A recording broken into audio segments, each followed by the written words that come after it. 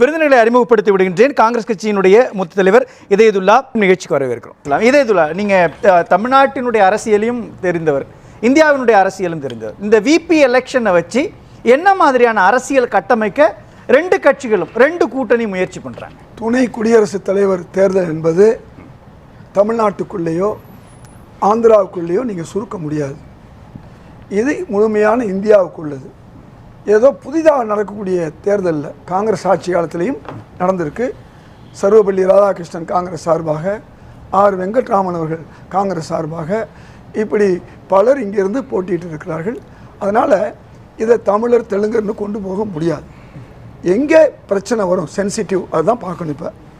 இப்போ உங்களுக்கு தமிழ்நாட்டை பொறுத்தவரை ஒட்டுமொத்தமாக பாஜகவை தொடர்ந்து நிராகரித்து வரக்கூடிய ஒரு இடம் இங்கே. அப்படிப்பட்ட இடத்துல ஏன் பாஜகவை புறக்கணிக்கிறாங்கங்கிறத நம்ம பார்க்கணும்.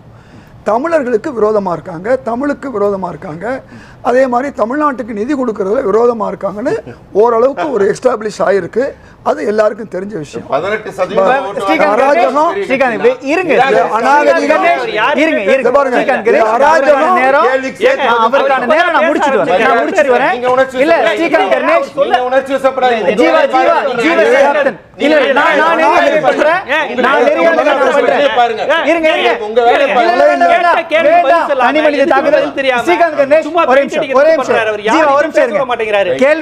கேள்வி நேரத்திற்கென்று ஒரு கண்ணியத்தை நாம பின்பற்றலாம்.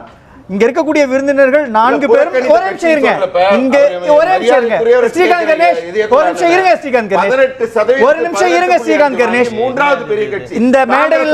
இந்த மேடையில் அமர்ந்திருக்கக்கூடிய விருந்தினர்கள் 4 பேரும் தமிழ்நாட்டினுடைய கண்ணியமான கண்டென்ட்ஃபுல்லா பேசக்கூடிய நபர்கள். அதனால ஒரு கண்ணியத்தையும் ஒரு கட்டமைப்பையும் விரும்புவீங்கன்னு அப்படின்னு நினைக்கிறேன். மக்கள் பார்த்துக்கிட்டு இருக்கிறாங்க. மக்களுக்காகத்தான் கேள்வி நேரம் நடக்குது. ஒரு ஆரோக்கியமான விவாதத்தை, அரங்கம் வேற ஒரு திசைக்கு போகாத ஒரு விவாதத்தை கட்டமைக்கலாம் அப்படின்னு கேள்வி நேரம் விரும்புது. பேசலாம். இதுல நீங்க ஒரு அரசியல் கட்டமைக்கப்படுதுன்னு சொன்னீங்க இல்லையா? யாராவது 3 விருந்தினர்கள் பேசணும்னா நான் சொல்றேன், அவர்களுக்கான நேரம் மக்கள் பார்த்துக்கிட்டு இருக்காங்க. ஸ்ரீகாந்த் பேசுறதையும் கேட்குறாங்க. தொடர்ந்து அவர் அராஜகமாகவும் தயவு செய்து அவர்கிட்ட நான் கேட்டுக்கிறேன். நான் ஏன் அமைதியாக இருந்தான்னா, நான் பேசும்போது குறிக்கிடக்கூடாங்கிற அடிப்படையில் தான். அதுவும் முதல் பேச்சு. அதில் குறிக்கிறது மட்டுமல்ல, நீங்கள் கூடாது. திரும்ப சொல்கிறேன், 40 பேர் நாடாளுமன்ற உறுப்பினராக தேர்ந்தெடுக்கப்பட்டாங்க தமிழ்நாட்டில். தமிழ்நாட்டு மக்கள் தான் தேர்ந்தெடுத்தாங்க. இந்த 40 பேரில் ஒருத்தரை கூட பாஜகவை தேர்ந்தெடுக்கலை.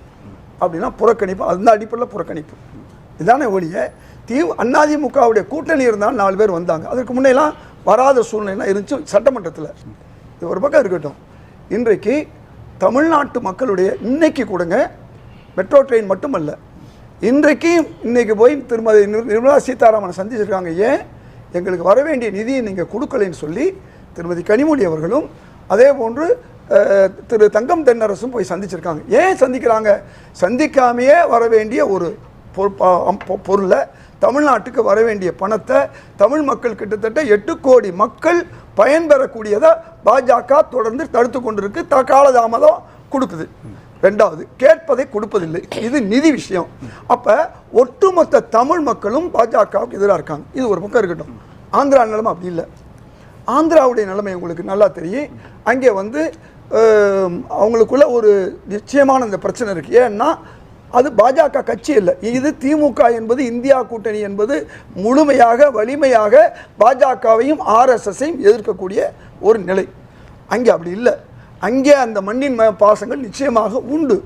சந்திரபாபு நாயுடுவாக இருந்தாலும் அல்லது வேறு யாராக இருந்தாலும், ஒய்எஸ்ஆராக இருந்தாலும், அவர்கள் அந்த பார்வையை பார்க்கக்கூடிய நிலைமை இருக்குது.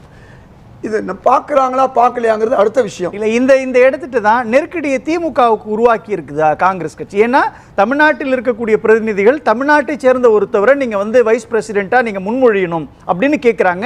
பெயர் உட்பட ஒரு விவாத பொருளாக மாறுது. மூத்த விஞ்ஞானி, அரசியலுக்கு அப்பாற்பட்டு மூத்த விஞ்ஞானி மயில்சாமி அண்ணாதுரையுடைய பெயர் பரிந்துரைக்கப்படுது.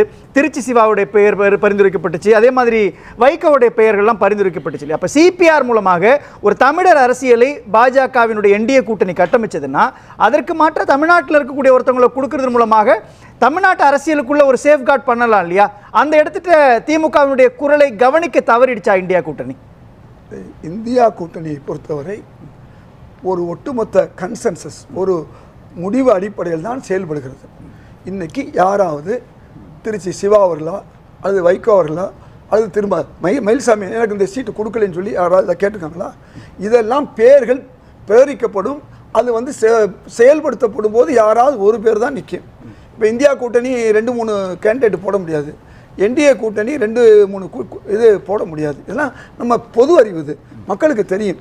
அந்த ஒருத்தர் யாரு, அந்த ஒருத்தரை எப்படி போட்டா வெற்றி பெற முடியும்? இன்றைக்கு சூழ்நிலையில நான் ஓப்பனா உடைச்சு கேக்குறேன்.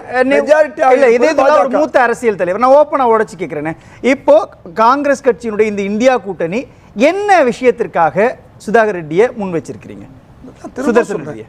இந்தியாவுடைய ஒட்டுமொத்த அடிப்படையில் இந்தியா கூட்டணி எங்கே யாரை நிறுத்தினால் கூடுதல் வாக்கு பெற முடியும்? நான் மீண்டும் சொல்றேன். சரி, இன்னமும் நான் நுட்பமா பேசலாமே. இதன் மூலமாக பாஜகவுக்கு என்ன நெருக்கடி கொடுக்க முடியும் நம்புறீங்க? இது நெருக்கடிக்கு அல்ல, திரும்பவும் சொல்றேன். நெருக்கடி என்பது பாஜகவுக்கு இருக்கா இல்லையான்னு தேர்தல் முடிவு தான் சொல்லும். ஆனா தேர்தல் முடிவு என்னன்னு நமக்கு தெரியும். இன்னைக்கு பாஜக அதிகமான எம்பிக்களை கொண்டிருக்கிறது, சந்தேகமே கிடையாது. வெற்றி வாய்ப்பு அவர்களுக்கு இருக்கலாம், அது அல்ல முக்கியம். இந்தியா கூட்டணி என்பது ஒரு சரியான வேட்பாளரை, ஒரு நீதியரசரை, சட்டம் அறிந்தவரை, நேர்மையாக இருந்த ஒருவரை இங்கே நிறுத்தி இருக்கிறது. இவ்வளவுதான். நம்ம தமிழ்நாடு தமிழர்னு பார்த்தா இதுவரை எத்தனையோ ஜனாதிபதிகளும் துணை ஜனாதிபதியும் தமிழராக இருந்திருக்காங்க. நாம ஆதரிக்கலையா? பிரதிபா பட்டீல் தமிழரா? நம்ம ஆதரிக்கலையா? எத்தனை பேர் நம்ம ஆதரிச்சிருக்கோம். பிவி கிரி காலத்திலிருந்து ஆதரிச்சிருக்கோம். அதனால் நான் என்ன சொல்ல வரேன்னு சொன்னா, இங்கே நீங்கள் இந்த ஒரு இதை வைத்துக்கொண்டு திமுகவை எந்த வகையிலும் நீங்கள் தமிழர் விரோதம் சொல்ல முடியாது. ரெண்டாவது, அவர்களை வந்து நீங்கள் தெலுங்குக்காரங்க கன்னடக்காரங்க சொல்ல முடியாது. அப்படி பார்த்தா யாரோ ஒரு ரெட்டி தான் பாஜகவுக்கு பொறுப்பாளராக வர்றாரு, யாரோ ஒரு நாயுடு தான் இங்கே பொறுப்பாளராக வர்றாரு. இதெல்லாம் முக்கியமான விஷயம் அல்ல. இதெல்லாம் பேசுகிறோம்னா இது ஒரு நாகரிகமாக இருக்காது. ஒரு கட்சியில் அகில இந்திய தலைமையில் எங்களுக்கு இன்னைக்கு கிரீஷ்னு ஒருத்தர் வந்தார். அவர் கோவாக்காரர். நாங்கள் அவர் வந்து ஏற்றுக்க மாட்டோம் கிரீஷு அப்படின்னு நாங்கள் சொல்ல முடியுமா? இதுதான் இன்னைக்கு குடியரசு துணைத் தலைவர் தேர்தல் என்பது இந்தியா முழுமைக்கானது. இப்போ நாங்கள் பார்க்க வேண்டியது தமிழர்கள். நீங்கள் தமிழ்நாட்டுக்குன்னு வந்துட்டீங்க. தமிழ்நாட்டினா தங்க ஊசினா கண்ணில் குத்திக்க முடியாது. தங்க ஊசினா குத்திக்கணுமா? கூரை ஏறி கோழி பிடிக்க முடியாத ஆள் வைகுண்டத்தை காட்டுவேன்னு சொன்னால் நம்ப முடியுமா? தமிழ்நாட்டில் தமிழர் பிரச்சனைக்காக இதுவரை 2-3 முறை எம்பியாக இருந்திருக்காரு சிபி ராதாகிருஷ்ணன். எனக்கு நண்பர் அவர், நான் இல்லைன்னு சொல்லல. ஆனால் கட்சியால் நாங்கள் வேறுபட்டிருக்கோம். ஆனால் அவர் ஒரு ஆர்எஸ்எஸ்காரர். எந்த நிலையிலும் தன்கரு என்ன செஞ்சாரோ அந்த வேலையை தான் அங்கே செய்வார். அப்படி இருக்கும்போது ஏன்னா அவர் கட்சி கட்டுப்பட்டு தான் உதாசீனப்படுத்த முடியும் யாரையும். அதனால இந்த விஷயத்தை நீங்கள் புரிந்து கொள்ளணும். இன்றைக்கு தமிழ்நாட்டுக்காக ஏதாவது ஒரு துரும்பை கிள்ளி போட்டிருக்காரா? தமிழர்னு சொல்கிறோம் இல்லையா? நீட்டுக்கு போராடினாரா? ஜல்லிக்கட்டுக்கு போராடினாரா? நிதிக்காக போராடினாரா? ஓகே புயல் வரும்போது எங்களுக்கு கொடுங்கன்னு சொல்லி கேட்டாரா? பாஜகவா இருக்கட்டும், தமிழ்நாட்டுக்காரர் தானே, கேட்டுக்கலாம் இல்லையா? அது மட்டுமல்ல, தமிழ்நாட்டில் எய்ம்ஸ் வந்திருக்கு. அந்த எய்ம்ஸ் நீங்க கொண்டு வந்து கொடுங்கன்னு ஒரு வார்த்தை. இன்னைக்கு 2016க்கு பின்னால 7 எய்ம்ஸ் வடநாட்டில் வந்துருச்சு. தமிழ்நாட்டில் ஒரு எய்ம்ஸ் அனௌன்ஸ் பண்ணி வரல. எதுக்கு சொல்ல வரனா, இதுல எந்த விதமான ஒரு துரும்ப கூட செய்யாது. நீங்க தமிழர்னு சொன்னா அதைத்தான் நான் கேட்கிறேன். தங்க ஊசினா கண்ணில் குத்திக்க முடியாது. தமிழரின் பிறந்த நாளையெல்லாம் எத்தனையோ தமிழர்கள் விரோதம் இருக்கு. பக்கத்து வீட்டுக்காரன் தமிழன் தாங்க, அவன் என் வீட்டு ஆக்கிரமிச்சானா தமிழன் பரவாயில்லைன்னு போன்னு சொல்ல முடியுமா? அப்ப இந்த தமிழ்நாட்டு மக்களுக்கு எதிராக ஒருத்தர் நடக்கிறாரு சொன்னா அவர் ஒரு ஆர்எஸ்எஸ் காரர் இருந்தா எப்படி இருப்பாரு? மதவெறுப்பு. இன்னொன்னு சொல்றேங்க, உங்க அனுமதியோட குறிக்கிட்டு நான் முடிச்சுக்கன்னா குறிக்கட்டும். அதாவது ஒரு விஷயத்தை நல்லா புரிந்து கொள்ளணும். மக்களுக்கு நல்லா தெரியும். அந்த தெரிஞ்சதுனால தான் நிச்சயம் பாஜகவில் 40 வேட்பாளர்கள் நிப்பாட்டினாங்கல்ல கூட்டணி கட்சி. 40 பேரும் தமிழர்களா தெலுங்குகளா? அவங்க ஜெயிச்சிட்டாங்களா? உடனே நிறுத்தி தமிழர்கள் தானே. தமிழ்நாட்டு மக்கள் ஏன் பாஜகவை புறக்கணிச்சார்கள்? 40 எம்பி சீட்ல கொஞ்சம் யோசிச்சு பாருங்க.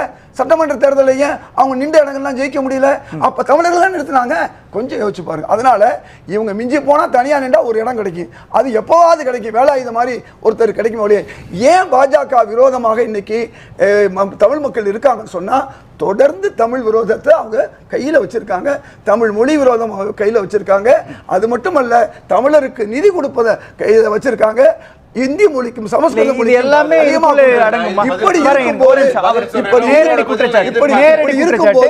இப்படி இருக்கும்போது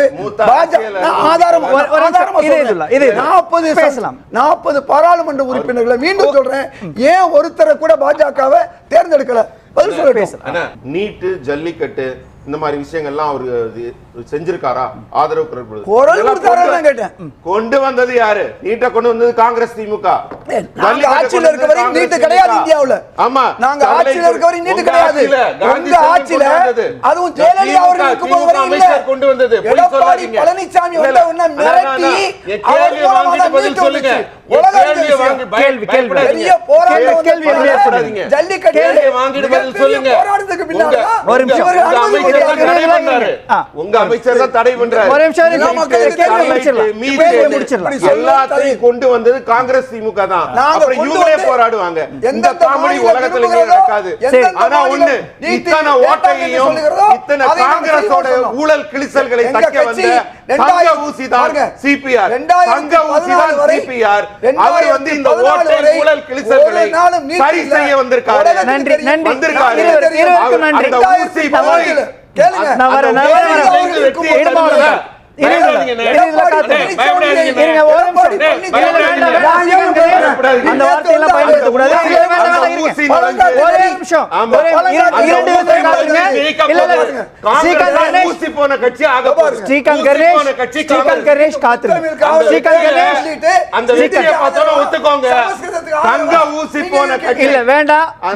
விவாதத்தினுடைய தலைப்போட்டி பேசலாம். விவாதத்தினுடைய தலைப்போட்டி பேசலாம். இடுமாவனம் கார்த்தி, இடுமாவனம் கார்த்தி. இதே இதுல நீங்க எப்படி பாக்குறீங்க? முதல்ல திரு கார்த்திக் அவர்களுக்கு ஒரு சின்ன பதில். காங்கிரசும் திமுகவும் ஆட்சியில் இருக்கும்போது தான் வட சென்னையிலையும் தென் சென்னையிலையும் 1000 கோடிக்கு தண்ணீர் கடல் நீர் குடிநீராக்கப்பட்டது. இன்றைக்கி தண்ணி பிரச்சனை இல்லாமல் இருக்குது. ரெண்டாவது சேது சமுத்திர திட்டம். மூணாவது வந்து 2500 கோடியில் வந்து இது துறைமுகத்திலேருந்து மதுரை வாயில் திட்டம். அது யாரால் முடக்கப்பட்டதுன்னு நமக்கு தெரியும். அது மட்டும் இல்லை, கார் தொழிற்சாலை, அதாவது டெட்ராய்டு சொல்லுவாங்க. இந்த ஆசியாவுடைய டெட்ராய்டாக வந்தது தமிழ்நாடு. கார் டெஸ்டிங் தொழிற்சாலையை உருவாக்குனாங்க. பல்வேறு தொழிற்சாலைகள் அந்த காலகட்டத்தில் தான் உருவானது. இப்படி நிதியை அதிகமாக வழங்கியது, செம்மொழிக்கு உழவு கொடுத்ததெல்லாம் காங்கிரஸ். இது ஒரு பக்கம் இருக்கட்டும். தெளிவாக அவங்க சொல்லியிருக்காங்க. தெலுங்கு தேசத்துக்கும் பாஜகவுக்கும் சேர்த்தீங்கன்னா 60க்கு மேலே வருது யூடியூப்பில். அங்கே உங்களுக்கு 70க்கு மேலே வருது.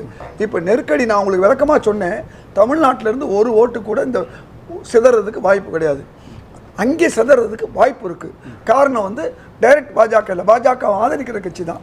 இந்த அடிப்படையில் தமிழ்நாடு தமிழர்னு போனோம்னா, இங்கே தமிழ்நாட்டிலேருந்து திரு ராகவன் ஒருத்தர் நம்ம அனுப்பிச்சோம். அவர் தான் குஜராத்தில் 3000 பேர் கொலையில் ஒன்றுமே இல்லைன்னு க்ளீன் சீட்டு கொடுத்தவர். அதே மாதிரி நம்ம ஊர் நீதியரசர் ஒருத்தர் இருந்தார். அதே மாதிரி பல விஷயங்களுக்கு க்ளீன் சீட்டு கொடுத்தாரு. அதனால் தமிழர் என்று சொன்னால் அவர்கள் தமிழர்களுக்கு உதவி இருக்க வேண்டும், தமிழ் மொழிக்கு உதவி இருக்க வேண்டும், நிதிக்கு உதவி இருக்கு. இதைத்தான் நான் திரும்ப சொல்கிறேன். இதுதான் மக்களுடைய தீர்ப்பாக நான் கணிக்கிறேன். எந்த அடிப்படையாக இருந்தாலும் இன்றைக்கு பாஜக வெல்லக்கூடிய வாய்ப்பு இருக்குது, நான் மறுக்கலை. அதே நேரத்தில் வந்து நெருக்கடி என்பது அவர்களுக்கு தான், எங்களுக்கு இல்லை. ஏன்னா நாங்கள் தான் பின்னால் தான் இருக்கோம். இதுதான் உண்மை. காங்கிரஸ் கூட்டணி அரசில் 2004லேருந்து 2014 வரைக்கும் தமிழகத்துக்கு கொடுக்கப்பட்ட டாக்ஸ் டெவல்யூஷன் வெறும் 94,000 கோடி. கிராண்ட் இன் எய்டு வந்து 57,000 கோடி. நாங்க கொடுத்தது வந்து 94,000க்கு பதிலாக 2.88 லட்சம் கோடி, கிட்டத்தட்ட 3 மடங்கு. அடுத்தது இல்ல நான் வந்து எந்த ஆதாரத்தோட இருக்கு. காங்கிரஸ் மாதிரி ஏமாத்த விரும்பல. 5 மடங்கு 2.5 லட்சம் கோடி. 2.5 லட்சம் கோடி பிஜேபி ஏமாத்தல. அதே மாதிரி இண்டஸ்ட்ரி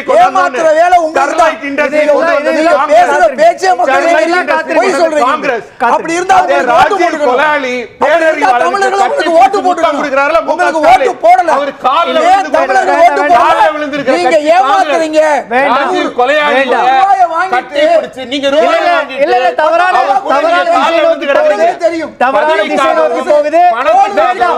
நன்றி. நிகழ்ச்சியில் பங்கேற்று கருத்துக்களை வழங்கிய விருந்தினர்கள் 4 நன்றி.